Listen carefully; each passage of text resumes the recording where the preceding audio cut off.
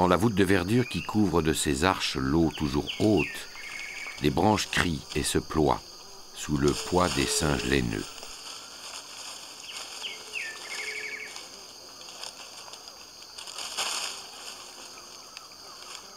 Le singe laineux est aussi appelé lagotriche ou singe de Humboldt. Il fait partie du groupe des cébidés et doit son nom à son poil court, planté dru et tassé.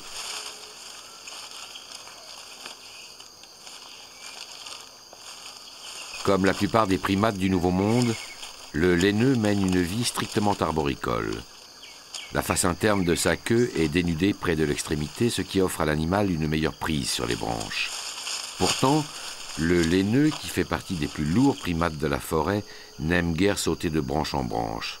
Il sait qu'une chute lui serait plus dommageable qu'à un petit singe et évite de se comporter en casse-cou. Comparé à d'autres, le laineux est un singe sage.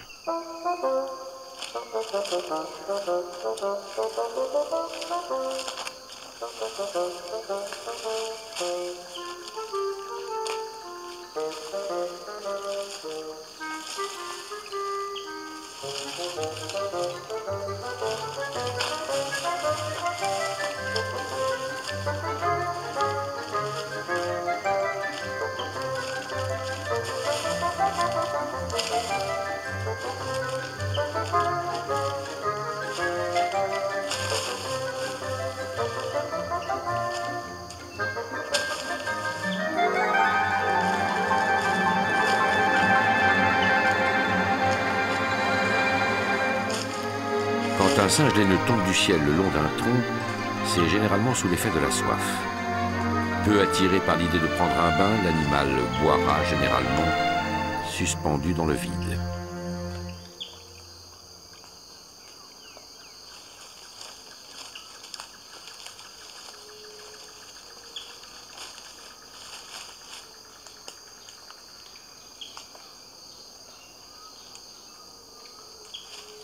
Comme d'énormes flocons noirs posés sur les branches, les singes laineux vivent en groupe. Un groupe est composé d'un mâle dominant et de son harem, ou, si la population est nombreuse, sur un même territoire, de plusieurs mâles et d'un plus grand nombre de femelles.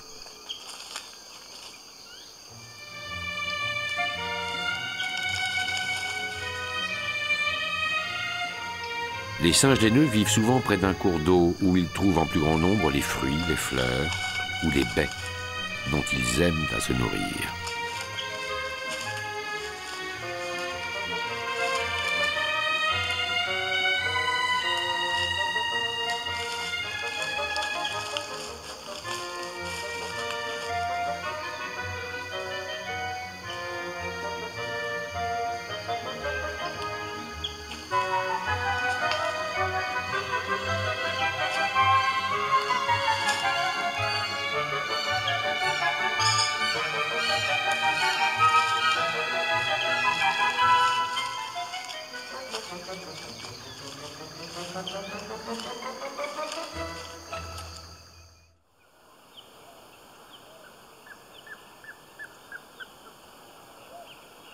Sur les plages qui bordent le fleuve, à certains endroits de son parcours, un peuple innombrable et discret partage son temps entre le sable et l'eau.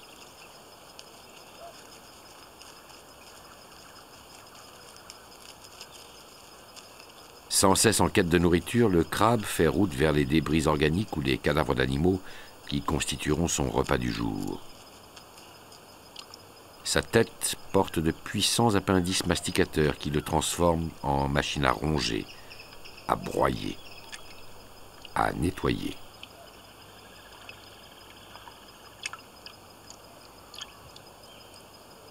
Les yeux du crabe sont composites comme ceux des insectes et recouverts d'une cuticule transparente qui forme la cornée.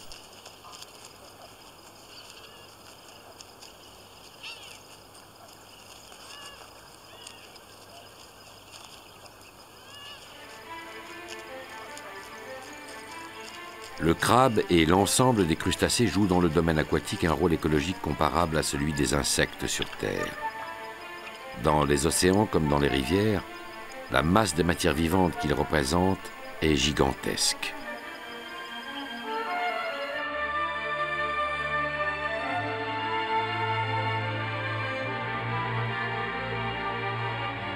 En particulier, même si leurs formes sont moins variées que dans les océans, les innombrables petits crustacés qui peuplent l'Amazone et ses affluents constituent un véritable plancton d'eau douce. Ils servent de point de départ à la chaîne alimentaire subaquatique.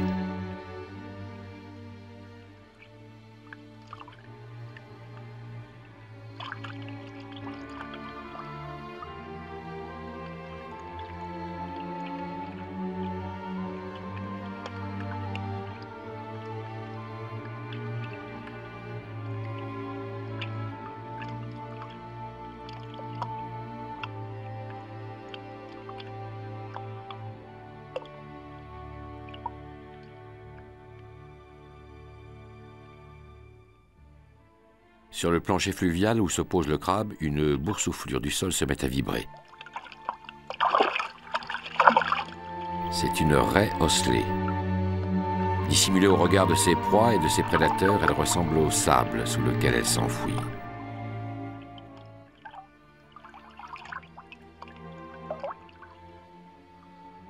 La raie osselée est cousine de la raie pastenague, mais ne peut vivre que dans les cours d'eau d'Afrique ou d'Amérique du Sud.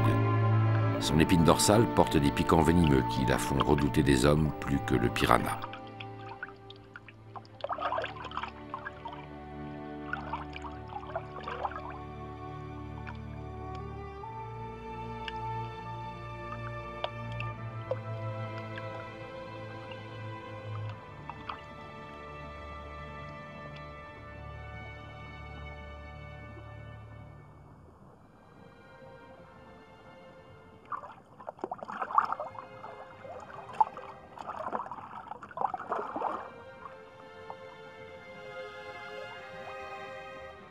Chan est un vieux dauphin borgne et pathétique.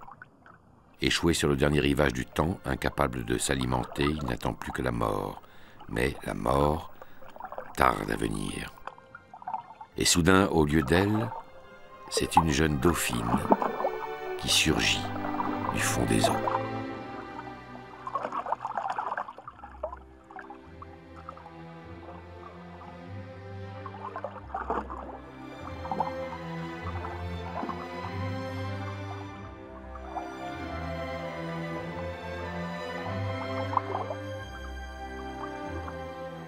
D'abord hésitant, puis plus résolu, Chan s'éveille de sa torpeur et accepte que le corps de Bora, la dauphine, si lisse, vienne frôler le sien, ulcéré de blessures.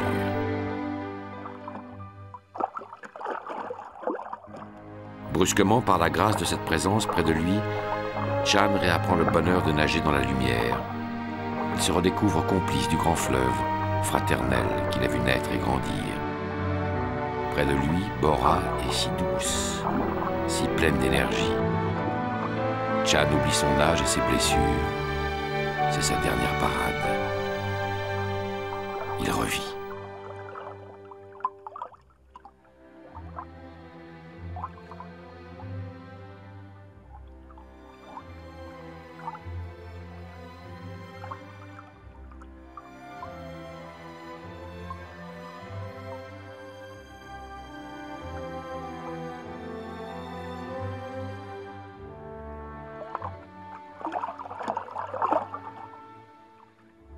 Mais hélas, la fatigue revient déjà, et Chan se laisse de nouveau glisser au fond du fleuve.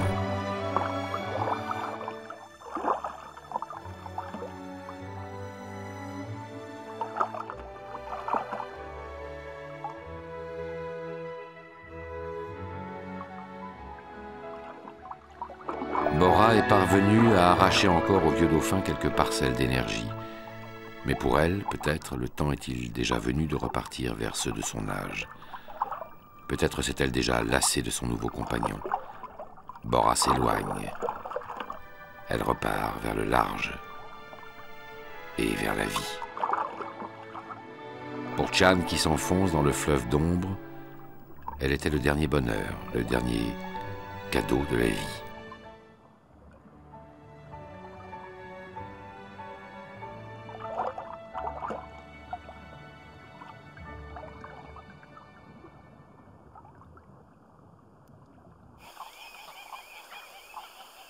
Le ciel condamne les vieux dauphins de même qu'il voue à une mort probable ceux que la maladie affaiblit. Il en est ainsi dans un environnement impitoyable où la sélection naturelle fait le tri des vivants.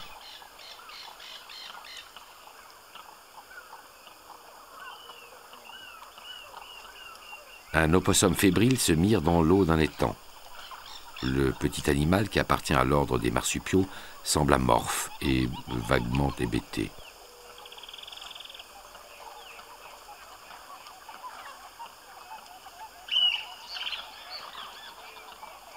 L'opossum titube sur la souche et perd son équilibre.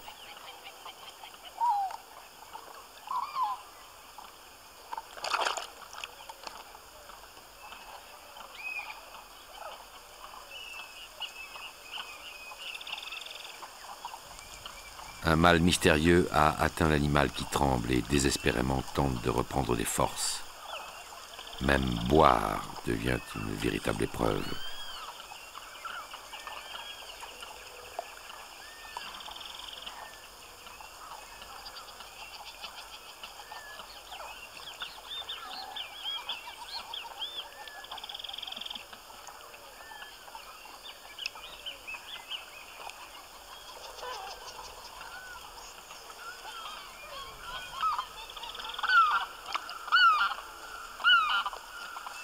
Enfin, l'opossum revient vers la terre ferme. Il ignore encore que lorsqu'on est blessé ou malade dans la forêt, un prédateur est toujours là, dissimulé dans le tapis d'herbe trop haute, qui attend son dû et l'attendra aussi longtemps qu'il le faudra.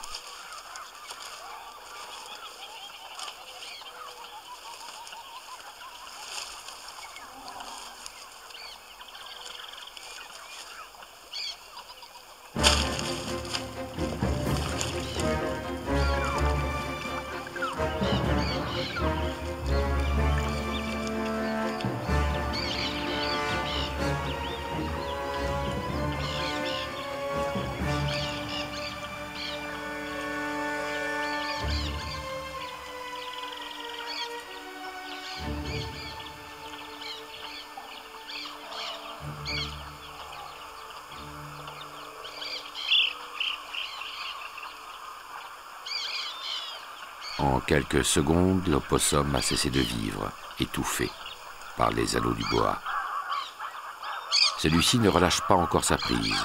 Il ne le fera que lorsqu'il sera sûr qu'aucun souffle, aucun soubresaut ne risque plus d'agiter encore le corps de sa proie. Puis, quand il juge venu le moment de prendre son repas, le serpent en évalue la nature en ramenant vers sa bouche, grâce à sa langue, des paquets d'odeurs, aussitôt analysés par son cerveau. Il peut à présent commencer à ingérer l'opossum grâce à des mâchoires qui ne sont pas, comme chez beaucoup d'autres animaux, solidaires l'une de l'autre. Cette particularité permet aux serpents d'avaler des proies d'une taille supérieure à leur propre diamètre.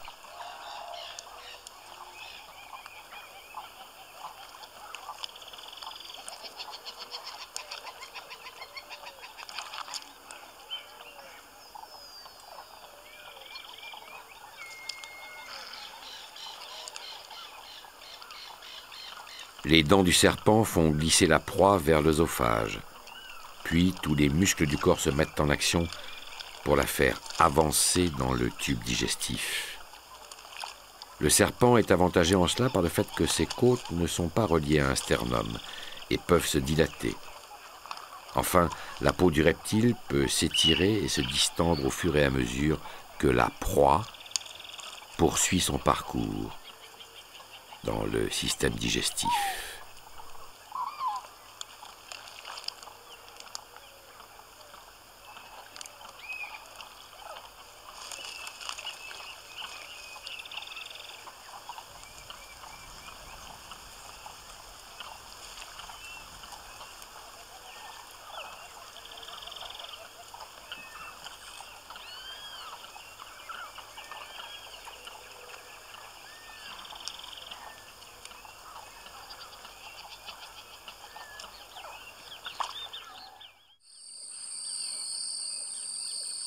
Sur les prairies de jacinthes flottantes qui constituent son habitat favori, le jacana, casqué de cuir rouge, se préoccupe de lisser et de nettoyer ses plumes.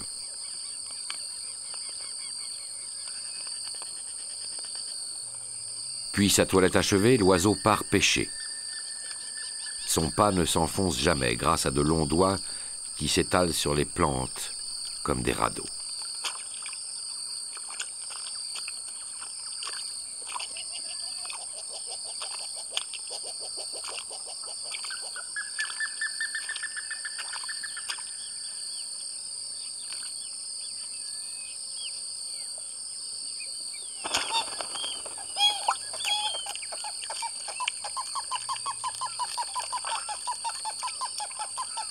C'est l'heure où chacun savoure les produits de sa pêche. Pour venir à bout des crabes, grenouilles ou poissons dont elle se nourrit, la loutre géante de l'Amazone est dotée de puissantes molaires qui réduisent en bouillie les os et les arêtes.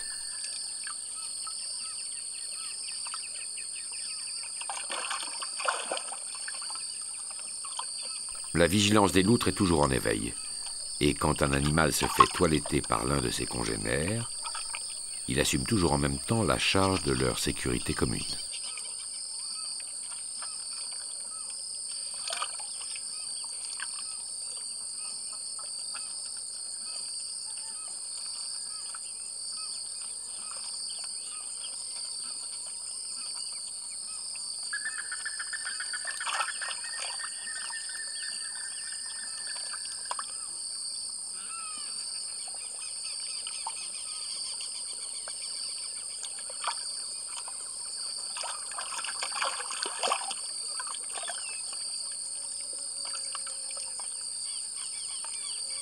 Yaga, la loutre, a creusé le terrier qu'elle occupe avec son clan et ses enfants sur le flanc d'une berge.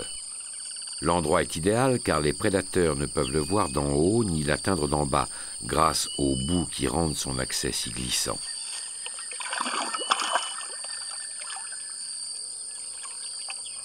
Yaga extrait du nid l'un de ses deux bébés. Bien qu'ils aient grandi, les enfants de la loutre ne se baignent pas encore toujours de leur propre gré, et la mère doit aller les chercher quand elle veut leur faire partager la vie aquatique du groupe.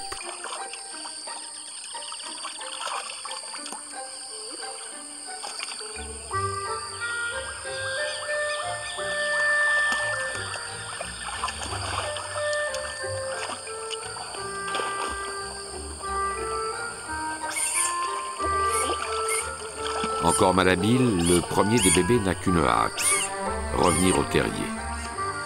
Mais il faut d'abord parvenir à remonter le toboggan qui en protège l'accès.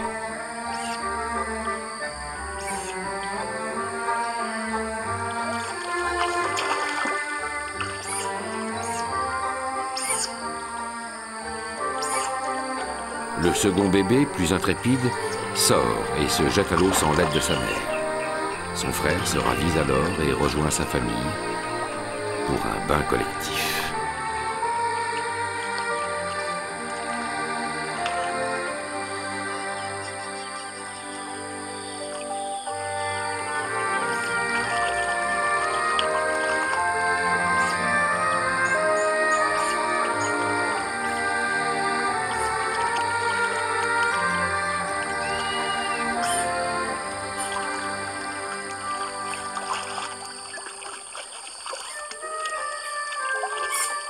Pour le plus indépendant des deux bébés, revenir au nid constitue un exercice difficile.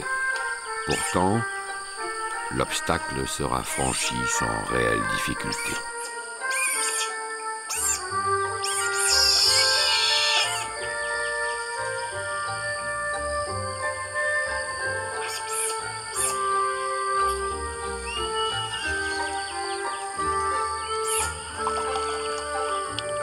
Mais il n'en va pas de même pour son frère plus maladroit, qui couine pour demander l'aide de sa mère.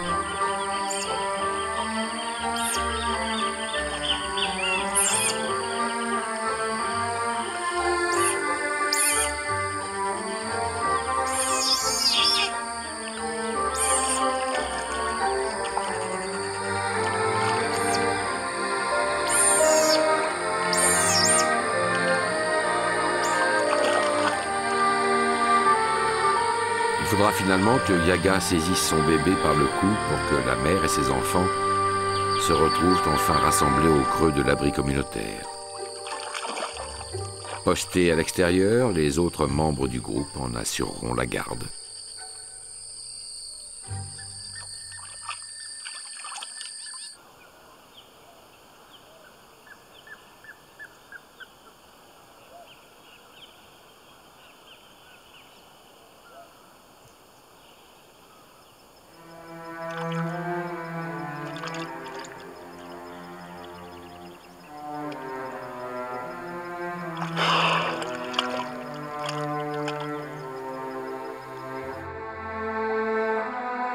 Voici quelques jours, Chan, le vieux dauphin rose, se rappelait près de Bora les gestes amoureux de sa jeunesse. À présent, la jeune dauphine est partie et Chan se laisse dériver plus qu'il ne nage, sans autre but que de ne plus sentir la blessure du temps sur son corps.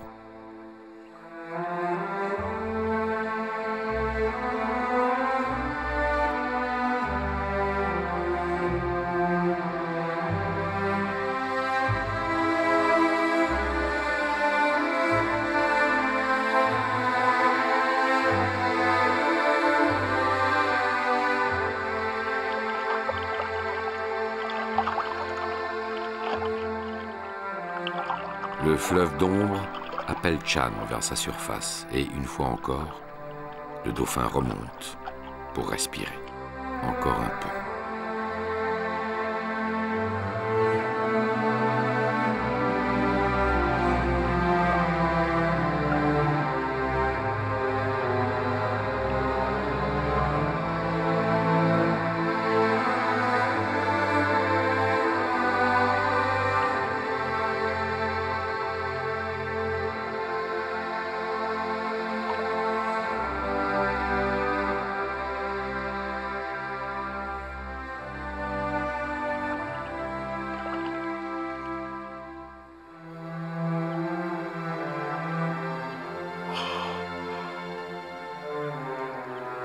Chan est doucement venu s'échouer sur la grève. Il ne repartira plus vers le large. Nul ne peut dire s'il ne le peut plus ou s'il ne le veut pas. Brûlé par le soleil, endolori de meurtrissure, il attend simplement que s'usent ses dernières forces.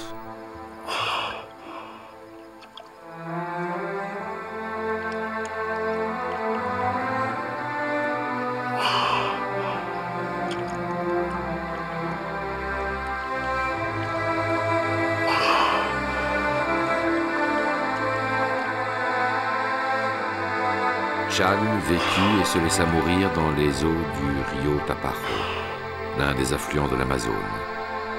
C'était pendant la saison des pluies. Quelques jours plus tard, selon leur cycle ordinaire, les eaux du fleuve se remirent à baisser.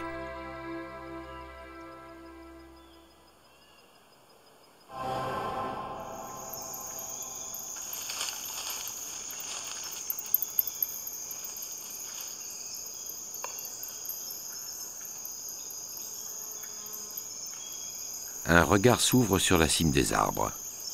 C'est celui d'un jeune singe laineux. Appartenant à une espèce dotée de moins d'aptitudes acrobatiques que, par exemple, le capucin ou le singe écureuil, sa mère se déplace avec prudence. Elle se montre cependant capable, s'il le faut, de descendre d'un arbre en marchant sur le tronc, la tête en bas.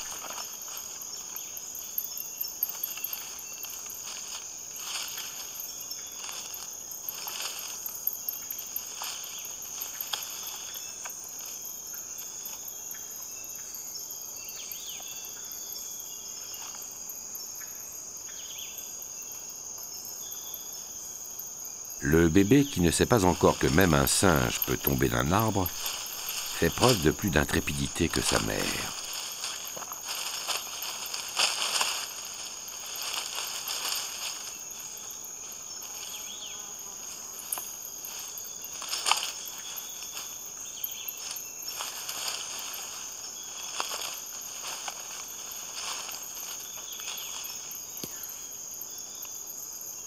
Un singe laineux femelle n'atteint qu'à 7 ou 8 ans l'âge de procréer. Encore ne pourra-t-il mettre au monde qu'un bébé tous les 2 ans. Le laineux, aussi appelé l'agottriche, fait partie de la famille des cébidés, dont le taux de reproduction est faible. C'est pourquoi toute diminution de son espace territorial met rapidement l'espèce en danger.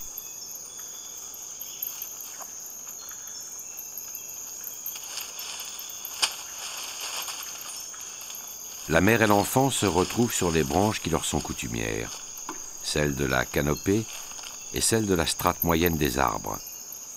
Les 2 animaux se sont temporairement isolés de leur groupe qui compte une quinzaine d'individus. Une troupe de singes laineux occupe généralement un espace d'environ 500 hectares, territoire qui peut se réduire en cas d'abondance alimentaire.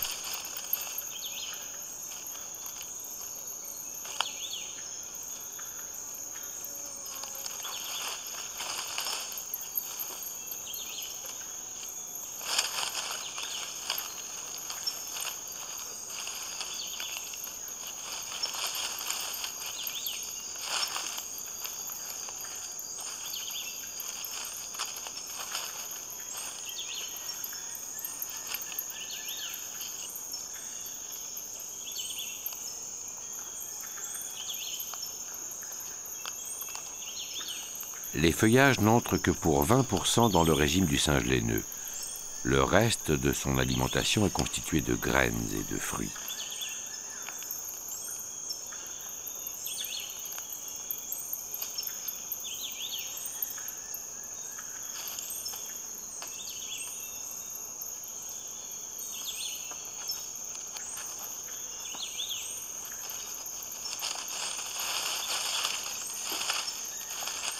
Le bébé laineux apprendra au fil du temps à se mouvoir avec plus de discrétion que de vélocité. Il lui faudra se faire oublier des hommes en armes qui déambulent dans la forêt et qui préfèrent le goût de sa chair à celui de toute autre viande de singe.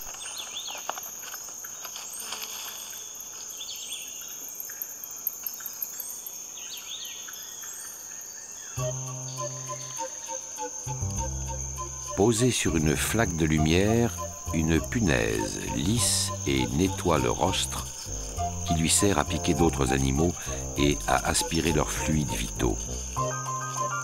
Puis, elle passe à ses antennes qu'elle semble affûter entre ses pattes.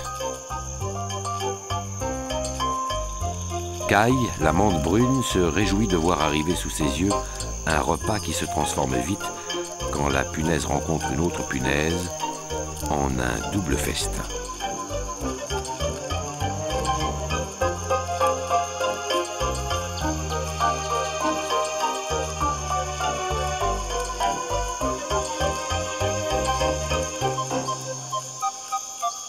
La danse amoureuse des 2 punaises qui appartiennent au groupe des réduves leur fait perdre toute vigilance.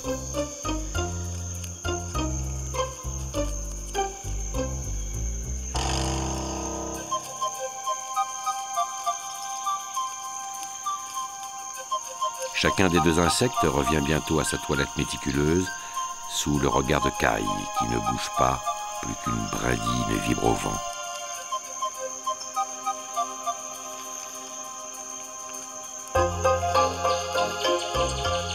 Chacune des réduves, dont le rostre est replié sous la face ventrale, explore à présent du bout de ses antennes le corps de son partenaire et lui communique des messages que lui seul peut déchiffrer.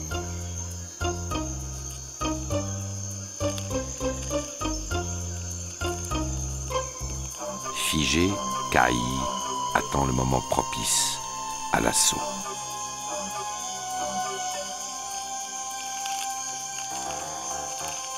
L'une des réduves, abandonnant sa parade nuptiale, ira de sa propre initiative se jeter sous la griffe du fauve.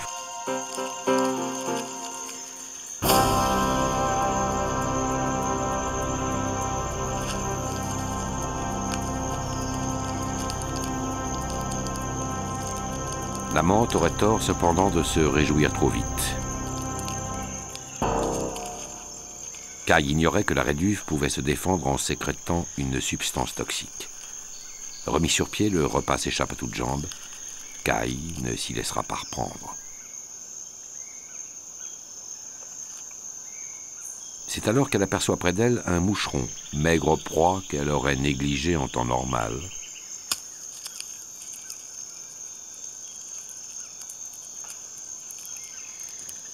Faible consolation, le petit insecte offrira cependant à Kai une vengeance comestible.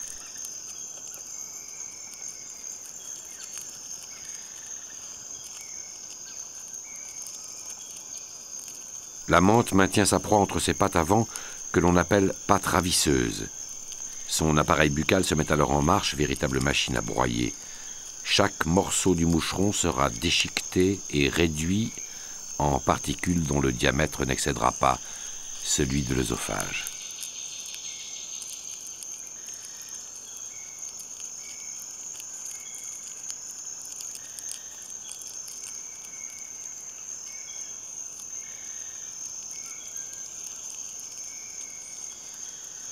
Son repas terminé, Kai s'immobilise. Si cela avait un sens, on pourrait presque croire qu'elle implore la forêt.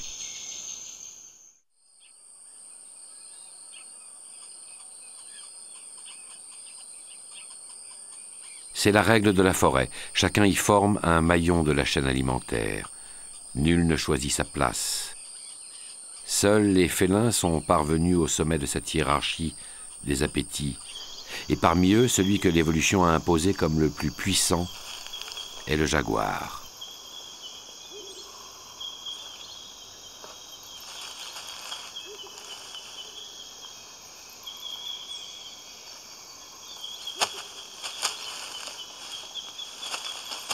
Pourtant, au départ de sa vie, le jeune jaguar paraît fragile. Parfois, sa mère doit l'abandonner quelques heures le temps de chasser les proies, grâce auxquelles elle conservera les forces dont elle a besoin pour allaiter. Ces absences rendent les bébés encore plus vulnérables. Mais contrairement à ce qui se produit en Afrique, où les hyènes sont les prédateurs naturels des lionceaux, la forêt n'a pas donné d'ennemis mortels aux jeunes jaguars.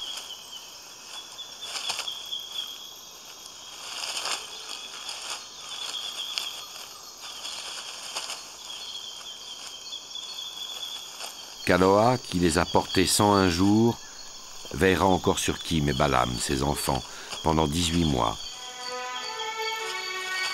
D'ici là, ils demeureront dans sa dépendance et formeront avec elle une famille.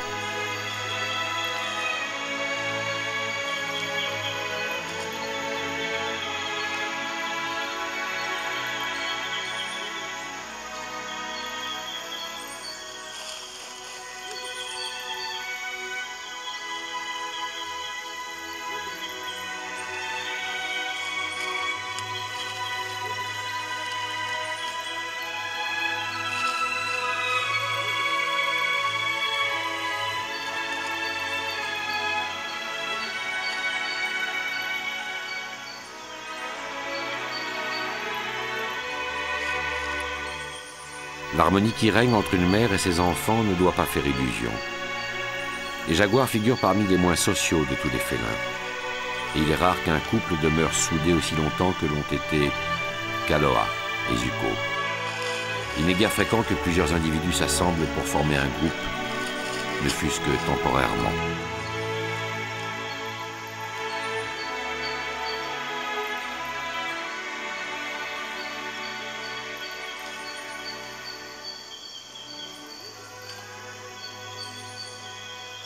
Dans quelques mois, Balam et Kim quitteront Kaloa pour mener la vie indépendante à laquelle la nature a voué leur espèce.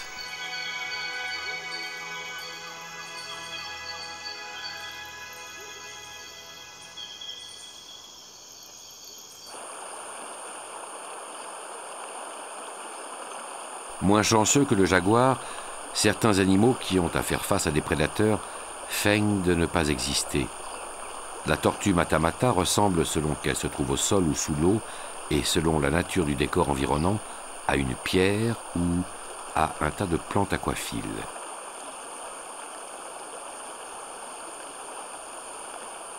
Son cou est si long qu'elle ne peut pas le rétracter sous la carapace. Elle est obligée, quand elle se repose, de le replier latéralement. Sous sa bouche, largement fendue d'un sourire permanent, pendent de petits appendices de chair. Sous l'eau, ils peuvent passer pour des vers qui appâteront les poissons dont elles se nourrissent.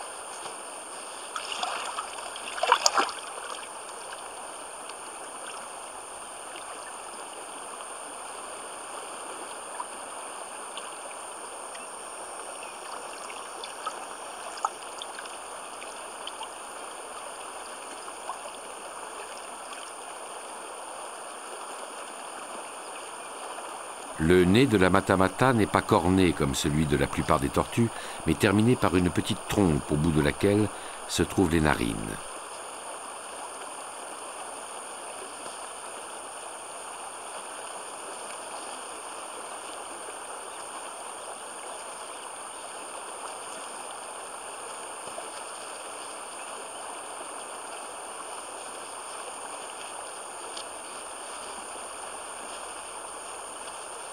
Quand vient le soir, la tortue matamata devient plus active que pendant la journée.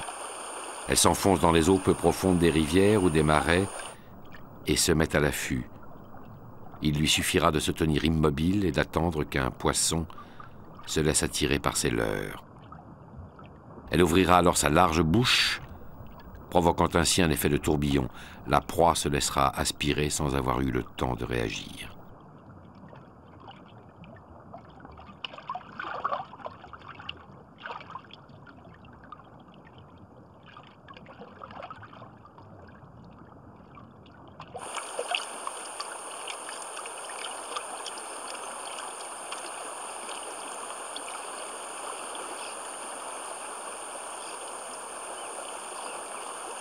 La nature a donné à la tortue matamata trop de chair, trop de peau et de replis, trop d'écailles aussi, et une carapace faite de pointe et d'aspérité. Il le fallait pour que l'animal puisse se fondre, afin de mieux s'y protéger dans une surabondance de matières vivantes et minérales indifférenciées.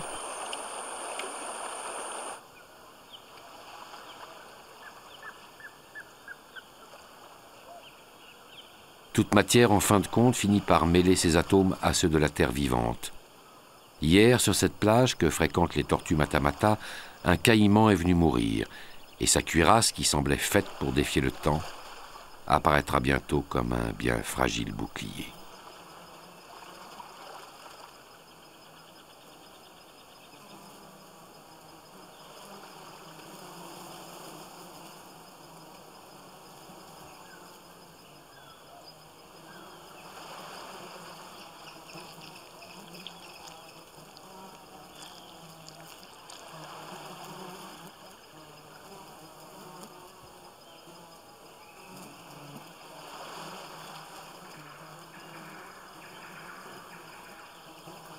La chaleur et l'humidité combineront leurs effets à ceux des charognards pour que la carcasse soit nettoyée et assimilée.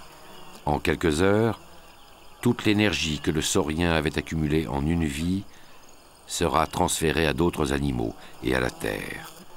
Rien ne se perdra, pas même les gouttes de sang qui s'écoulent dans le sable où se tiennent les crabes.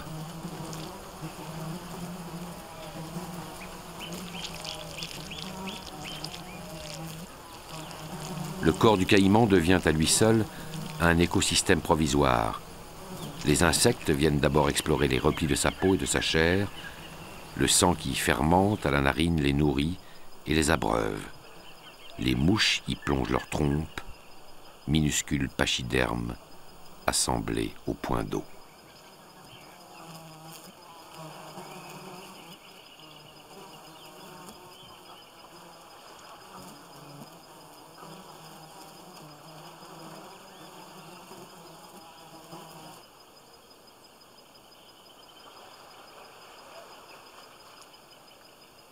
À plusieurs centaines de mètres de distance, les charognards ont senti, transportés par les courants d'air ascendants, l'odeur du caïman. Leur regard aigu leur a permis de mieux localiser la carcasse. Planant selon de larges orbites, ils descendent lentement vers leur repas.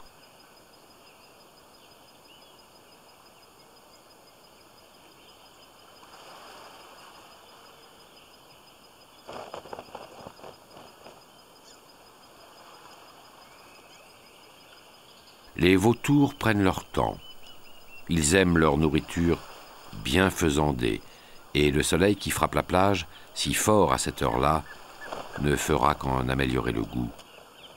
De plus, contrairement à leurs cousins africains, ils n'ont pas à craindre l'arrivée d'un charognard concurrent et plus puissant qu'eux. La hyène n'a pas d'équivalent dans la forêt sud-américaine. Même si quelques insectes se sont déjà servis, les vautours savent qu'il leur incombera de nettoyer la carcasse.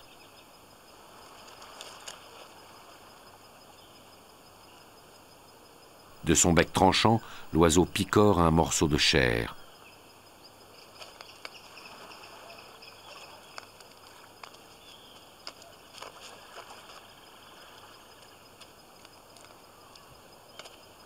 Perplexe et comme déçu, le vautour ne semble pas trouver la viande à son goût. La carcasse est encore trop fraîche. Au terme de quelques hésitations, l'oiseau s'éloignera, dédaignant le caïman. Les vautours reviendront demain ou après-demain. Ils attendront que la chaleur ait ramolli la carcasse, que les chairs aient commencé de se décomposer. En attendant, les mouches sont de retour.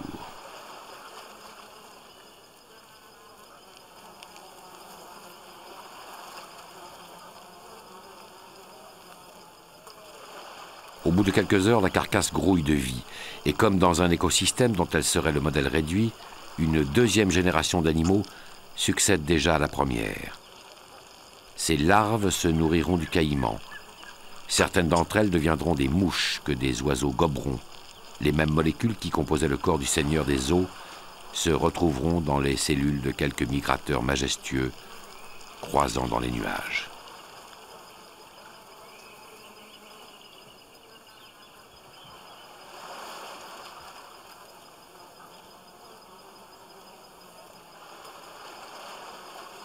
Non, décidément, rien ne sera perdu pour les bactéries, les crabes, les insectes ou les oiseaux.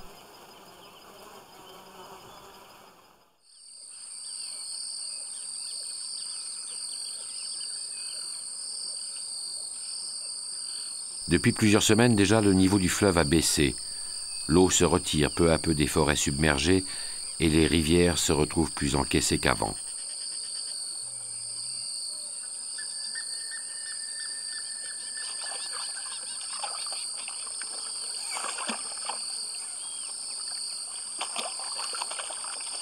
Dans le clan de Yagalaloutre, de nouveaux bébés sont venus au monde, ceux de ses sœurs.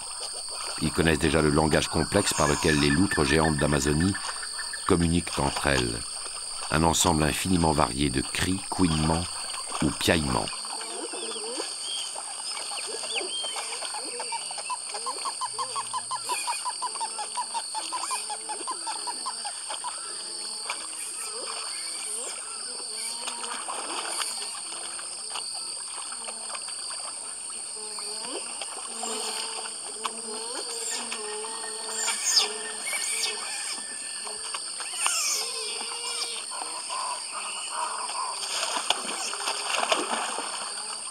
La baisse des eaux rend plus difficile l'accès aux terriers creusés sur la paroi de la berge. Il faut déployer plus d'efforts qu'à la saison des pluies et éviter de glisser si l'on veut se hisser assez haut pour y parvenir.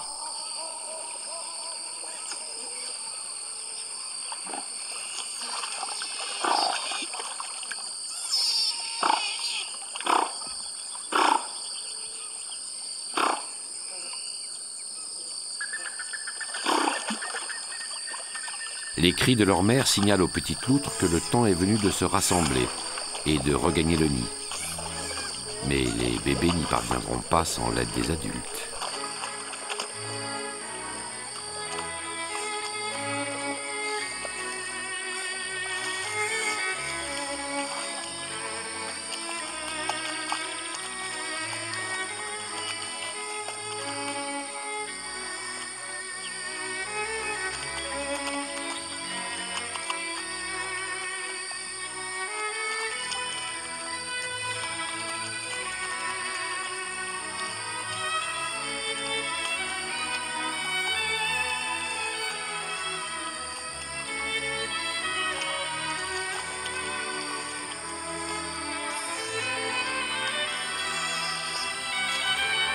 Les sœurs de Yaga viennent lui prêter main forte, mais les bébés sont rétifs et rechignent à cesser de jouer et de se mélanger. Il faudra bien pourtant que chaque loutre finisse par retrouver ses enfants. Le problème est qu'à peine l'un d'eux est-il rentré au nid, qu'un autre en sort. Le désordre est extrême, le clan des loutres et songe dessus-dessous.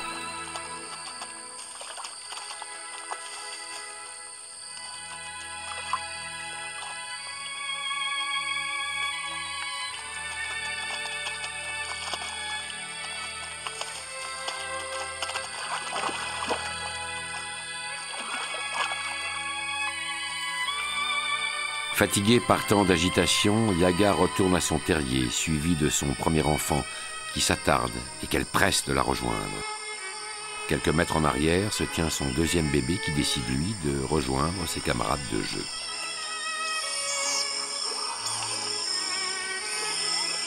Le premier bébé peine à escalader la pente boueuse en haut de laquelle l'attend Yaga.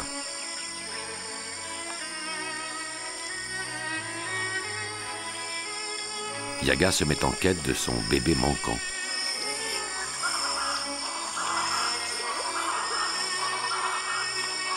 L'autre profite aussitôt de cet instant de diversion pour reprendre sa liberté.